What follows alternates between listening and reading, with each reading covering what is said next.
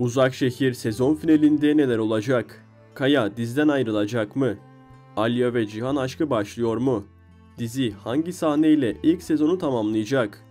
Hepsi ve daha fazlasını bu videoda sizlerle birlikte konuşmaya çalışacağız. Videomuza başlamadan önce Kaya'ya bir şey olmasın, dizimiz için çok önemli bir karakter diyen herkes videomuzu beğensin, sayımızı görelim. Ayrıca dizimiz bu senenin en iyi yapımı diyenler yorum yazmayı unutmayın. O zaman lafı daha fazla uzatmadan yeni bölüm analiz videomuza başlayalım. Kaya ve Nadim'in içinde bulunduğu aracın uçurumdan yuvarlanması ve ardından büyük bir patlamayla havaya uçması hepimizi ekran başında adeta donuk bırakmış olabilir. Bu kazanın ardından dizide önemli bir kırılma yaşanacak. Özellikle Nadim için artık yolun sonuna gelindiğini söyleyebiliriz.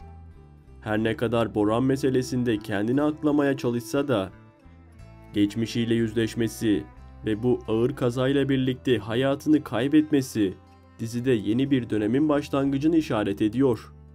Nadim'in hayatını kaybetmesiyle birlikte Boran dosyası da tamamen kapanacak gibi görünüyor. Kaya karakterine gelirsek, evet kaza son derece şiddetliydi.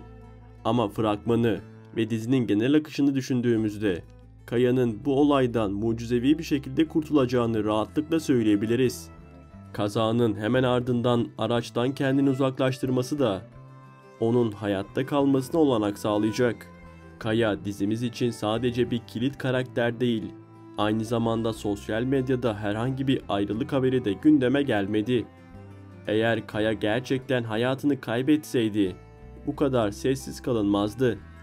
Bir de fragmanda Nare ve Şahin'in evlenme sahnesi var. Eğer Kaya hayatını kaybetmiş olsaydı bu kadar pozitif bir sahneye yer verilmezdi.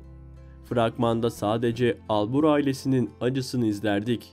Bu da bizlere Kaya'nın yaşadığını ve yeni bölümde çok daha farklı olaylara yol açacağını net bir şekilde gösteriyor. Fragmanda dikkat çeken bir diğer önemli sahne ise Zerrin karakterinin köprünün üzerine çıkması. Gözyaşları içinde oldukça karanlık bir ruh haliyle oraya çıktığını görüyoruz. Bu durum bizlere bebekle ilgili çok ciddi bir gelişmenin yaşandığını düşündürüyor. Elbette Zerrin ne kadar kırılmış ve hayal kırıklığına uğramış olsa da içinde taşıdığı bebeği göz ardı edecek biri değil. Büyük ihtimalle yaşadığı yoğun duygusal çöküntüyle kendini köprüye attı. Ama sonunda düşündüğünü yapamayacak. Ağlayarak evine geri dönecek. Tüm bu yaşananların gölgesinde Kaya ve İpek ilişkisi de giderek ciddi bir boyuta taşınacak. Kaya içinde yeniden sevme umudu yeşertmek için İpek'le evlenme kararı verdi.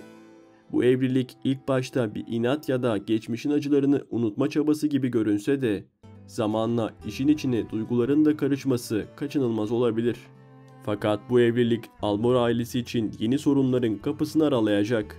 Çünkü bu birliktelik sadece Kaya'nın değil, tüm ailenin dengelerini değiştirecek gibi görünüyor.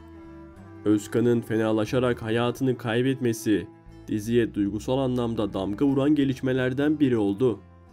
Nare için bu durum gerçekten çok yıkıcıydı.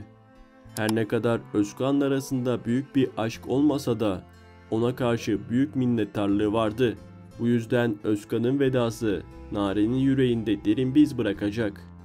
Ancak hayat bir şekilde devam ediyor ve Nare de bir süre yasını tuttuktan sonra hayata kaldığı yerden devam etmeye çalışacak. İşte bu noktada Şahin'le arasındaki duygular tekrardan gün yüzüne çıkacak. Bildiğiniz gibi Özkan'ın hayatını kaybetmesiyle birlikte Nare ve Şahin'in arasındaki en büyük engel ortadan kalktı. Ve bu durum onların yeniden bir araya gelmesi için güçlü bir zemin oluşturdu.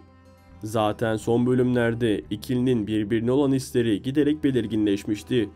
Şimdi artık önlerinde yeni bir başlangıç yapabilecekleri bir yol var. Dahası Boran'ın hayatını kaybetmesiyle ilgili Ecmel'in herhangi bir şekilde olaylara dahil olmadığının ortaya çıkması bu ilişkiye dair olan şüpheleri de bir ortadan kaldırdı. Nare ve Şahin'in evlilik kararını almalarının önünü açıyor. Ve evet, yeni bölümde bu iki karakterimizin evlendiğini izleyeceğiz. İzleyiciler için oldukça duygusal ve bir o kadar da umut dolu sahneler bizleri bekliyor diyebiliriz. Daha önceki videolarımızda değindiğim bir konu var. burada tekrar etmekte fayda görüyorum. Şahin karakterinin diziden ayrılmasını açıkça beklemiyorum. Her ne kadar dizinin uyarlandığı orijinal yapımda Şahin karakteri sezon sonunda hayatını kaybederek diziden çıkmış olsa da bizim dizimiz birebir aynı şekilde ilerlemeyecek gibi görünüyor. Özellikle Şahin'in karakter gelişimi, Nare ile olan ilişkisi ve izleyici tarafından bu kadar sevilmiş olması, yapım ekibinin onunla ilgili farklı bir yol çizeceğini düşündürüyor. Ancak yine de sezon finalinde Şahin'in başına çok kolay şeyler gelmeyecek.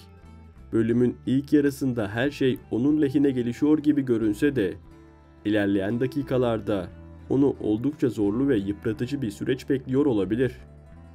Yani mutlu başlayan sezon finali onun için gözyaşlarıyla sona erebilir. Son bölümde dikkat çeken önemli gelişmelerden biri şüphesiz Alya ve Cihan arasındaki yakınlaşmaydı. Özellikle Sadakat'in bu durumdan rahatsız olması, ilişkinin artık gözle görülür bir hal aldığının da kanıtıydı. Yeni bölümde bu yakınlaşmanın daha da artacağını düşünüyorum.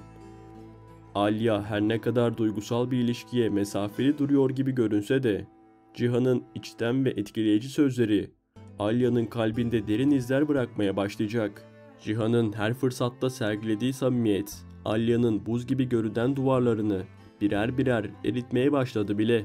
Ve tabii ki unutmayalım, bu hafta sezonun final bölümünü izleyeceğiz. Hal böyle olunca çarpıcı bir sahneyle izleyiciyi hem şaşırtacak hem de duygusal anlamda etkileyip ekrana kilitleyecek bir final şart oldu.